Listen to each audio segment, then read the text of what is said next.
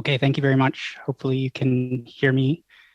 My name is Bora Plumptre. I'm speaking to you today from Toronto, which is also the traditional territory of many First Nations, including the Algonquin, Anishinaabe, and many others besides. I am speaking on behalf of the Clean Fuel Standard Advocates Coalition today, but I am also the Research Director of Electric Mobility Canada. As my colleague, Mr. Thompson was saying, our coalition, which is devoted to the Clean Fuel Standard, has been active since the beginning of this policy's development in 2010. Association and NGO members.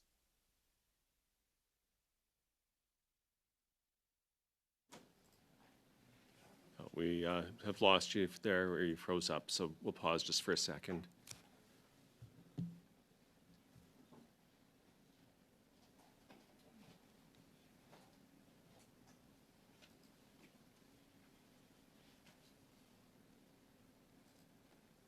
Transportation sector emissions. Oh, sorry, Mr. Plumptre, you froze there for a second, so we're just getting everything reset. And then if you want to pick it up when I give you the go-ahead from where you're at, maybe back it up 2 sentences from where you were. My apologies. No, technology is not always our friend. Indeed. Okay, Am I coming through clearly now? Yeah, you're good. So if you want to resume, I'll restart the clock. Thank you so much.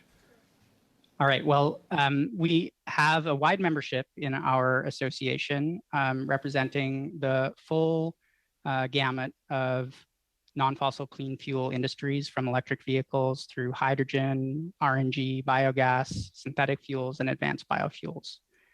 And our goal in testifying before the committee today is to relay the critical need to align the design of both the oil and gas cap as new energy and climate policy in this country with a policy that the government has invested a lot of effort and time into designing in the Clean Fuel Standard, if we are as a country to have a coherent strategy to address our large and growing transportation sector emissions.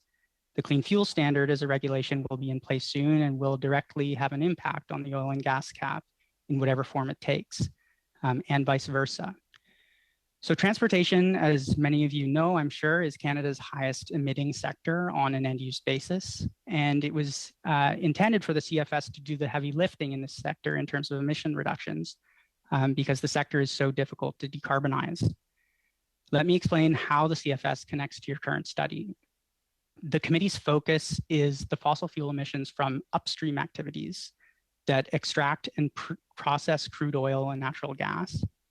Industry firms' pledges to achieve net zero emissions will not reduce emissions from the use of the fuels they sell, however. On a well-to-wheel or full carbon life cycle accounting basis, it is the combustion of these fuels that creates most of the emissions from gasoline, diesel, and jet fuel. In fact, 76% of transportation emissions come from the actual burning of fuels. The upstream component of fuel emissions is only a quarter of the full life cycle emissions. And so you can see that the elephant in the room from the point of view of climate change is the combustion emissions. Our other jurisdictions, aside from Canada, have implemented clean fuel standards, but they target almost exclusively these combustion emissions by requiring the use of non-fossil fuels to displace gasoline and diesel. British Columbia's regulation, for instance, relies almost entirely on the use of biofuels, electric vehicles, RNG, and hydrogen. So the draft Clean Fuel Standard design departs from global norms by creating a disproportionately large role for cleaner crude to meet compliance. Canada's exports of crude oil outnumber domestic use by about 4-to-1, and these exports can count towards CFS compliance, notwithstanding that the CFS is supposed to focus only on fuels in Canada. So this provision and other illogical ones effectively and incorrectly duplicate the purposes of the CFS and the oil and gas sector emissions target, resulting in the double counting of actions to reduce carbon, potentially at least. And this duplication acts as a de facto subsidy for the prolonged use of fossil fuels in Canada and directly disincentivizes greater use of non-fossil fuels that all of the science shows must be at the center of a net zero transportation sector.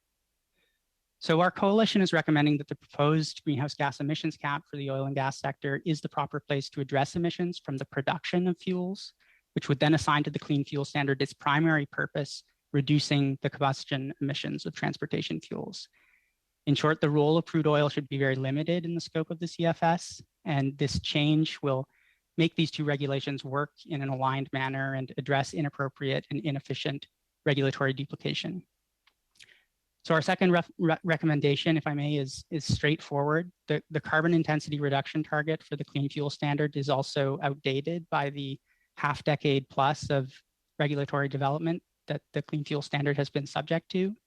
And we believe that it should be increased to reflect not only the increased climate ambitions to which Canada has signed on in the past year, but also the rapid expansion and availability of very low carbon clean fuels. So these two recommendations together are, in our view, vital to making sure that there is an effective clean fuel standard and that this works in tandem with an effective and efficient oil and gas sector emission reduction cap.